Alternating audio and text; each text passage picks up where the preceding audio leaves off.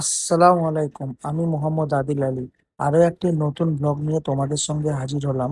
হঠাৎ করে আমার বাড়ি আসতে খুব ইচ্ছা করছিল। তাই দেরি না করে কলেজের সামনে থেকে টিকিট কেটে ঠিক রাতেই আমরা বাসে উঠে পড়লাম এবং রওনা দিলাম বাড়ির উদ্দেশ্যে। বেশ খানিকটা যেতে যেতেই আমরা থামলাম এখানে। এটা হচ্ছে তোমার বিশ্রাম নেওয়ার একবার থামে। তারপরে পৌঁছে গেলাম আমরা বর্ডারে। বর্ডারে মানে মোটামুটি অনেকই ভিড় ছিল, কিন্তু প্রথম মানুষ ছিলাম আমি, সেই কারণে অত আমাদের অসুবিধা হয়নি। তারপরে এটা হচ্ছে বেনাপোল বর্ডার, দেখতেই পাচ্ছ যে কত সুন্দর এলাকা।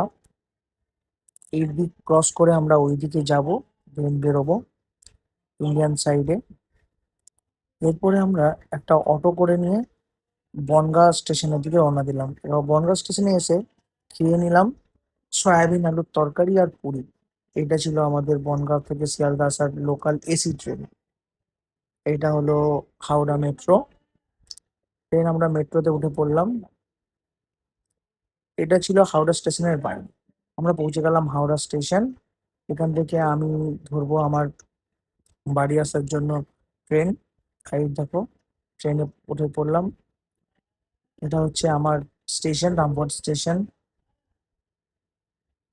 কিছুক্ষণ থাকতে থাকতেই আমরা এরপরে অটো করব বা টোটো করব। এই দেখো, টোটোতে উঠে পড়েছি। আর মোটামুটি 15 মিনিটের মধ্যেই আমি আমার বাড়ি পৌঁছে যাব। তো আজকের ব্লগ এতদূর পর্যন্তই। দেখা হবে অন্য কোনো ভিডিওতে অন্য কোনো দিন। টাটা।